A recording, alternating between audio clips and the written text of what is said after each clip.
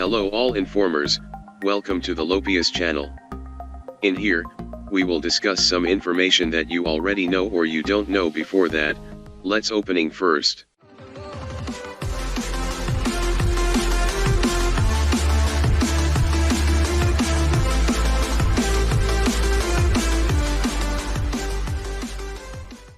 Atlantis isn't the only mysterious place to have been turned into legend by the ebbs of time. The fictional, utopian city of Atlantis has long fascinated humans as a representation of Paradise Lost. But it's not the only mysterious place to have been turned into legend by the ebbs of time. Below, we look at the lost city of Atlantis and 5 other lost worlds that have intrigued people throughout history. Atlantis.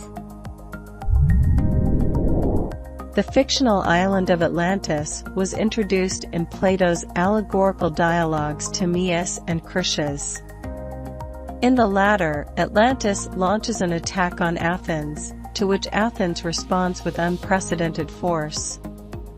Eventually, the gods turn their back on Atlantis, burning it to ashes and allowing the island to collapse in on itself from earthquakes. Atlantis sinks into the sea. Even though Atlantis itself played a relatively small part in Plato's body of work, it has been represented throughout many other artistic and literary movements as a lost utopia. It's commonly accepted that Atlantis was fictional. However, many scholars over the years have argued that Plato may have based the story of Atlantis' destruction on real-life events. This type of research is called geomythology, or the study of finding a real geological event that inspired myths about the great creation or destruction of places. Myths can be far-fetched ways to explain real events and can have some truth to them.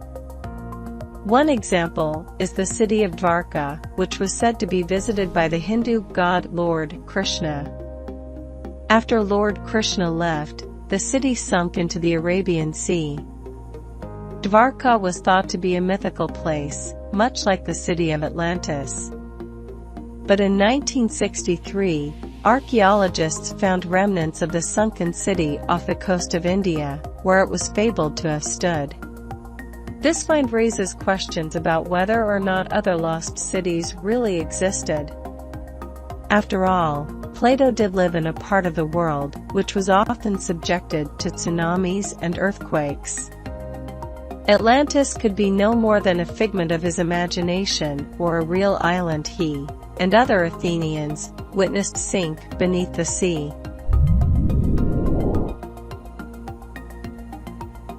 Lemuria. According to legend, Lemuria was a continent that once existed in the Indian Ocean, thriving just south of modern-day Sri Lanka. However, modern-day understanding of plate tectonics shows that Lemuria, as it is typically described, could never have existed. Much of the hype surrounding Lemuria is owed to British zoologist Philip Sclater. The lemurs of Madagascar, a primate species found nowhere else in the world, puzzled Sclater.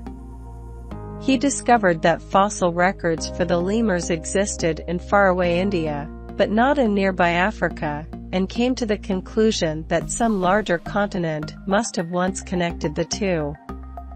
In 1864, he wrote in the Quarterly Journal of Science, "The anomalies of the mammal fauna of Madagascar can best be explained by supposing that a large continent occupied parts of the Atlantic and Indian Oceans, that this continent was broken up into islands, of which some have become amalgamated with Africa, some with what is now Asia, and that in Madagascar and the Mascarene Islands we have existing relics of this great continent, for which I should propose the name Lemuria."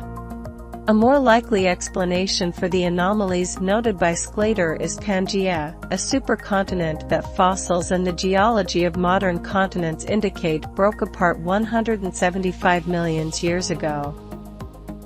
Some people also associate Lemuria with the Tamil creation story, which talks of a lost continent known as Kumari Kandam, said to be the birthplace of Tamil civilization.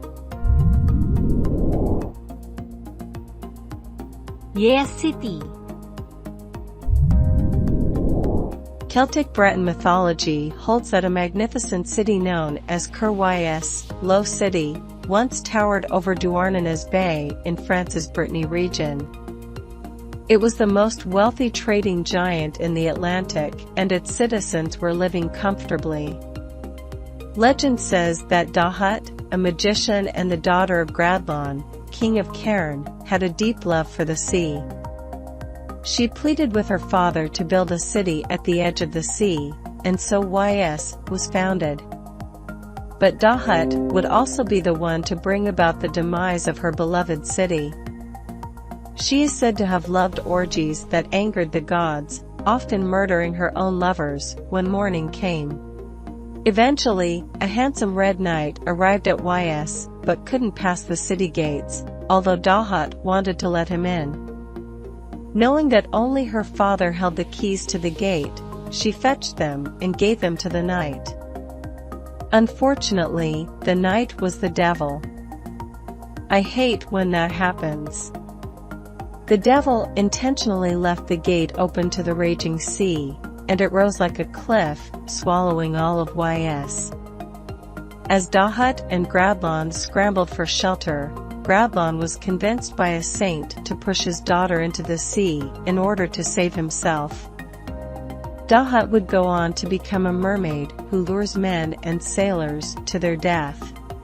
The story of Ys is very similar to that of Sodom and Gomorrah, a city that supposedly is sinful in the eyes of a larger entity, therefore it must be destroyed.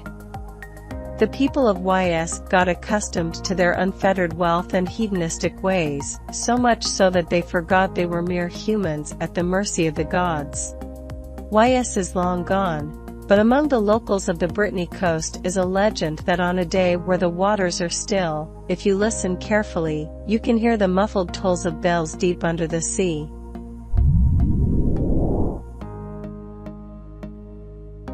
Thule.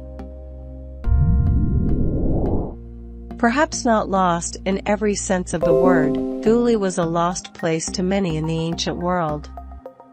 Considered a mysterious, northerly location by many classical European cartographers, Thule was thought to be some kind of untamed island at the far reaches of Earth's end. The Carta Marina, published in 1539 by Swedish writer Olaus Magnus, depicts Thule as lying just northwest of Scotland's Orkney Islands, surrounded by large sea monsters. The ancient Roman poet Silius Italicus said the people of Thule painted themselves blue when they went into battle on chariots. They hunted bowhead whales, the sea monsters that Magnus was probably referring to, as well as seals, and used every part of the animals they caught.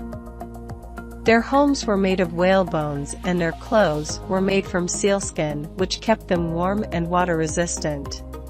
Thule owes one of its first mentions to the Greek explorer Pytheas, who described it as a place where land and sea were blurred into the consistency of jellyfish. Virgil coined Ultima Thule to refer to any place that seems unreachable or unattainable. Most modern cartographers contend, however, that Thule was likely modern-day Norway or Iceland, which still would have seemed very exotic to Virgil and his peers. However, some believe that Thule really did exist at one time and was washed away by rising sea levels. This version raises questions about the continuous melting of ice in the Earth's northern seas, and how it will affect the islands and countries there. If Thule couldn't survive the elevated sea, will Iceland or Svalbard? Iram of the Pillars. Alfar, the 89th chapter of the Quran, describes the destruction of non-believing people and the denizens of Iram of the Pillars. No one knows exactly where Iram of the Pillars, also sometimes called Atlantis of the Sands, was located. What is outlined in the story is that the city dissolved in a terrifying way. Iram of the Pillars was a grand metropolis inhabited by a people known as Ad. Another people who faced a fate similar to the tale of Sodom and Gomorrah. The Ad turned away from the word of Allah and led lives of wickedness. But they were given a chance to repent when Allah sent the prophet Hud to Iram. When the prophet Hud arrived to summon King Shaddad and his people back into the fold of Islam, they revolted. And so, a sandstorm rose up for 7 nights and 8 days, and the entire city was consumed into the desert. In the 1990s, a team of archaeologists uncovered the lost city of Ubar, which is thought by some to be the Iram spoken of in the Quran. They found camel tracks that converge at the same watering hole, which indicated trading routes.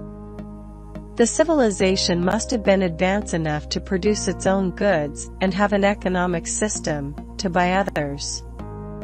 A large fortress was also uncovered, with parts of it missing that were presumed to have fallen into a sinkhole, all of which further supported the theory that Ubar and Iram might be the same place.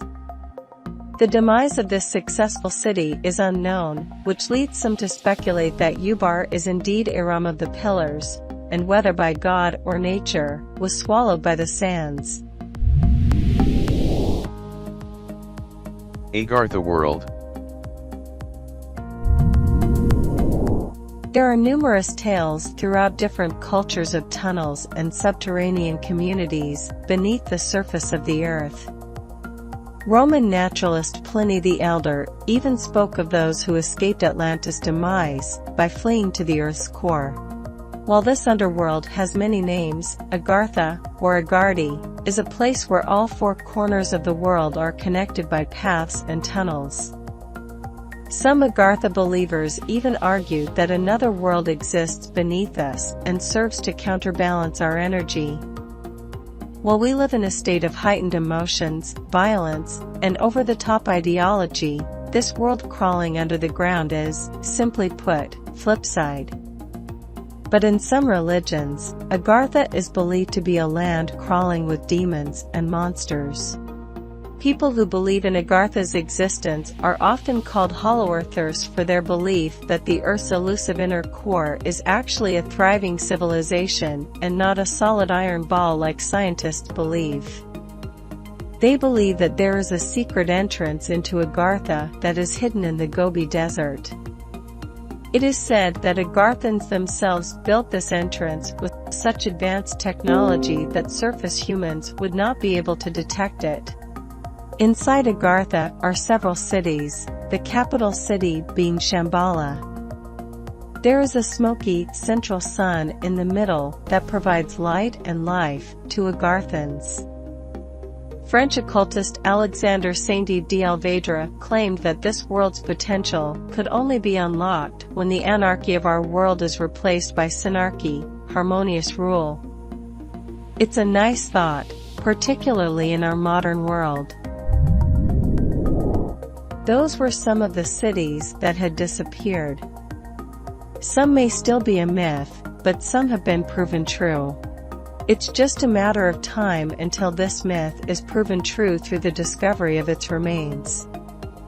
Thanks for all informers for watch this video till end. See you again in next video.